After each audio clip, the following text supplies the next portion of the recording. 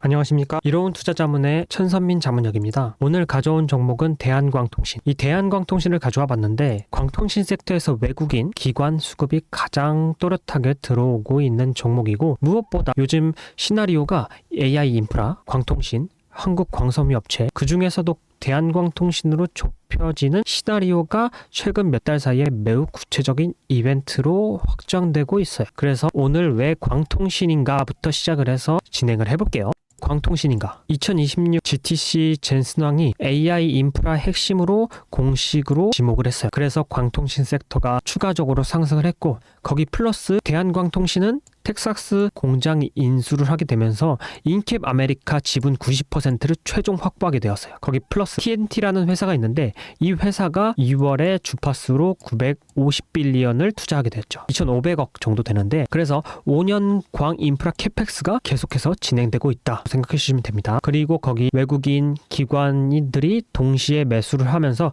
보유율이 5.17% 신고가에도 계속 추가 매수를 하고 있습니다. 이 부분들에 대해서 천천히 설명을 드리도록 하겠습니다. 우선 그 전에 광통신이라는 섹터에 대해서 좀 설명을 드려야 되는데, 가장 비교되는 게 구리선과 광통신이에요. 그래서 만약 거리가 100m 이상이 되었을 때는 구리선이 사용되지가 않아요. 그리고 광통신은 반대로 수십에서 수백 킬로가 사용되는데, 효율적으로 봤을 때도 전력 발열 소비가 구리선이 훨씬 높아요. 그리고 광통신은 반대로 50% 절감한다는 거, 그리고 DC 적합성으로 병목 현상이 생기고, 광통신 같은 경우는 사실상 표준으로 사용되고 있어요. 그래서 엔비디아 GTC에서 데이터 센터에서 이 광통신을 사용을 해야 된다, 필수적인 인프라다, 이렇게 말씀했던 이유가 이겁니다. 프리폼, 광섬유 인선, 광케이블, 이 세 가지 단계를 수직 계열화했는데, 원소재를 가지고 있는 유리봉을 제작을 가능해요. 거기 플러스 유리봉을 가지고 광섬유로 바꿀 수가 있죠. 거기에다가 3단계로 광섬유를 모아서 케이블로 만들고 있습니다. 그래서 이 세 가지 단계를 모두 사용하고 있는 것은 이 광통신에서 대한광통신이 유일하다라고 생각하시면 됩니다. 그래서 그 사이에 있는 경쟁사들을 비교해보자면 LS전선, 대한전선들이 있는데, 이런 애들은 사실 두 가지 단계 정도밖에 사용을 못하고 광통신은 사업의 일부에 불과해요. 광통신이 순도 100% 퓨어 플레이어라고 생각하시면 됩니다. 그래서 광통신 테마 상승 국면에서는 이게 가장 크게 움직이고 대장주다고 생각해 주시면 됩니다. 그리고 미국 텍사스 공장 인수를 최종 마무리하게 되었는데, 아메리카라는 회사를 90% 지분을 확보하게 되면서 메이드 인 US라는 자격을 확보하게 되었어요. 그럼 관세에 대한 단점도 없어지겠죠. 그리고 미국의 시장에 대한 진출도 훨씬 더 쉬워질 수밖에 없어요. 그래서 인캡 아메리카 매출은 50억에서 500억으로 늘어날 것으로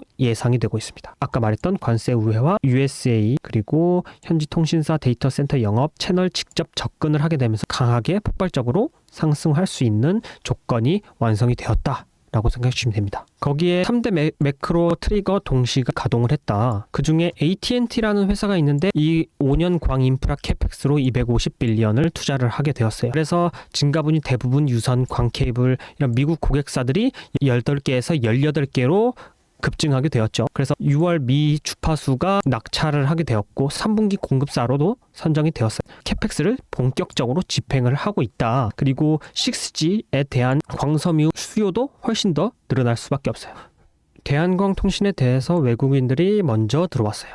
지금 현재 급등하기 전에 대한광통신 같은 경우는 미리 매집을 하게 되었거든요. 그래서 지금 현재 외국인 보유율이 5.17%이고 코스닥 대비해서 2배 정도 높아요. 코스닥 외국인 수급 정도가 한 2에서 3% 정도 되니까 굉장히 많이 들어온 거겠죠. 그래서 외국인이 이 정도, 이때 4월 4일 날, 그리고 기관들도 6만 2천 주, 13.53%가 주가가 급등했어요. 그리고 4월 8일에도 대량 순매수를 하게 되었고, 신고가 경신을 하게 되었죠.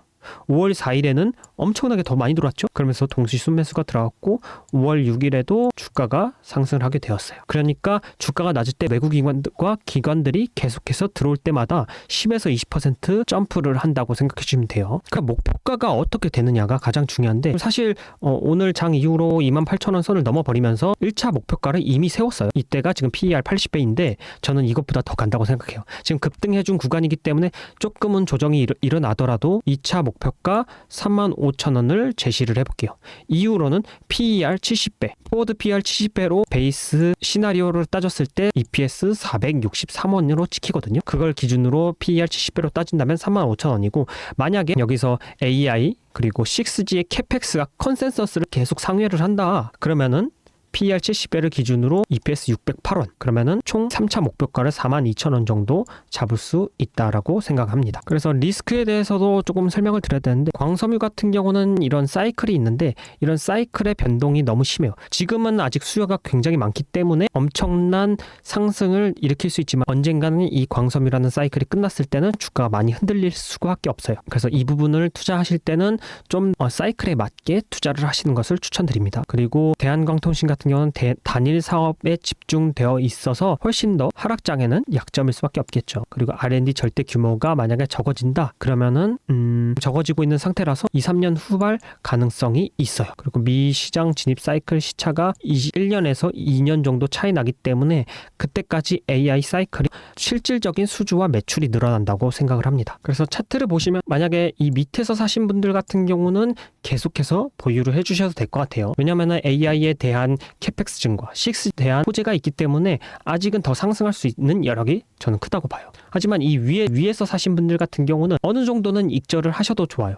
제가 아까 말했던 1차 목표가 28,000원 이미 도달을 했어요. 하지만은 제가 생각했을 때 어느 정도 일어나더라도 아까 말했던 목표가를 제시해 볼게요. 지금 현재 지속해서 캐펙스가 이어진다면 저는 35,000원을 보고, 만약 그 이후에 지속적으로 상회를 하면서 투자를 그렇다면은 42,000원까지 보겠습니다. 그래서 마무리로 대한광통신은 유일한 광통신 풀수직 계열화를 진행을 했고, 텍사스 인캡 아메리카 인수로 메이드 인 US를 확보했다. 그리고 AT&T 6 투자, 외국인 기관 수급, 이 네 가지 모든 같은 방향을 가리키고 있는 종목이기 때문에 지금 시점 그리고 앞으로 몇 개월간에는 강한 상승을 보여줄 수 있을 것이라고 생각이 들어요. 오늘 영상을 끝까지 시청해 주셔서 감사합니다. 제가 준비한 히든 종목은 로봇 관련주인데 외국인들이 이 바닥에서 이미 매집을 한 상태예요. 그 이후로 어느 정도 주가가 조정이 일어나고 나서 지금 현재 주가에서 어떻게 될 것인가가 가장 중요한 상태예요. 이거에 대한 진입 타이밍,